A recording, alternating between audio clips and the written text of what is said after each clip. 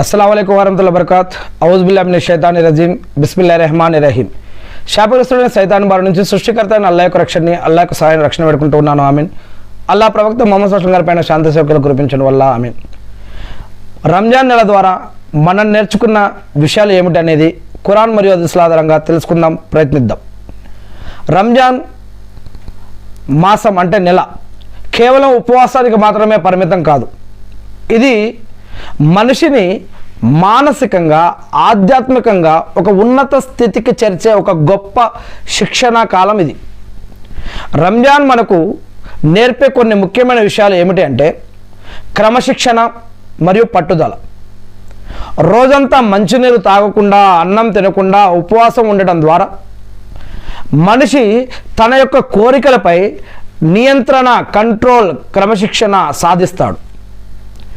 ఇది జీవితంలో ఎదురయ్యే అనేక కష్టాలు, నష్టాలు, బాధలు, ఇబ్బందులు తట్టుకునే సహనాన్ని, ఓర్పును మరియు క్రమశిక్షణను ఇది మనకి ఇస్తుంది, నేర్పుతుంది.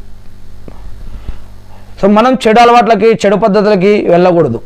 అక్రమాలు, అన్యాయాలు, నేరాలు, ఘోరాలు, మోసాలు ఇటువంటి వాటి జోలికి వెళ్ళకూడదు. కొట్లాటలు, గొడవలు, కల్లోలాలు ఇటువంటి జోలికి వెళ్ళకూడదు. మన మూలంగా అవి లేకూడదు.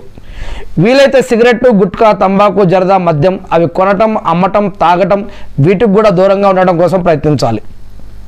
ఇక ఇలాంటి ఇంకా అనేక విషయాలు ఉన్నాయి. కుటుంబానికి సంబంధించి, పిల్లలకు సంబంధించి, సమాజానికి సంబంధించి స్నేహం, బంధుత్వం మరి విశ్వాసులు కాని వారు అందరితో కలిసిమెలిసి జీవిస్తూ ఎలా ముందుకు పోవాలనే అనేక రకాల విషయాలు మనకు నేర్పిస్తూ ఉంటుంది. ఇక దాతృత్వం లేదా సహాయ గుణం లేదా జకాత్ లేదా దాన ధర్మాలు ఈ యొక్క విషయానికి వస్తే కనుక రంజాన్ నెలలో పేదలకు సహాయం చేయడం తప్పనిసరి, ఖచ్చితంగా. ఎందుకంటే ఈ నెల పేరే ఈదుల్ ఫిత్ర్ అంటే పేదవారి పండగ. పేదలకు సహాయం చేయడం, పేదలకు దాన ధర్మాలు చేయడం, పేదలకు జకాత్ ఇవ్వడం, బంధువుల్లో ఉన్న పేదవాళ్ళు కానీ, స్నేహితులు కానీ, ముస్లింలు కానీ, ముస్లింలు కాకపోయినా సరే మన చుట్టుపక్కల ఉన్న 20 ఇటు 40 ఇళ్ళు ఎవరైనా సరే వాళ్ళు ముస్లింలు అయినా ముస్లింలు కాకపోయినా వారికి సహాయ సహకారాలు అందించడం, వారిని ఆదుకోవడం, వారి యొక్క అప్పులు తీర్చడం, వారికి అనారోగ్యంతో ఉంటే ఆదుకోవటం, ఇంకేదైనా సమస్యల్లో ఉంటే వారిని రక్షించడం, ఇవన్నీ కూడా అనేక రకాల విషయాలు ఉన్నాయి. మనం సంపాదించిన దానిలో కొంత భాగాన్ని లేని వారికి ఇవ్వాలని ఈ యొక్క రంజాన్లో ఉన్నటువంటి ఒక జకాత్ కానీ, సదకా ఖైరాతులు కానీ, దాన ధర్మాలు గుర్తు చేస్తాయి. ఇది కేవలం ఒక రంజాన్లోనే అంటే కాదు. ఇది రంజాన్ అనేది ఒక ట్రైనింగ్ నెల.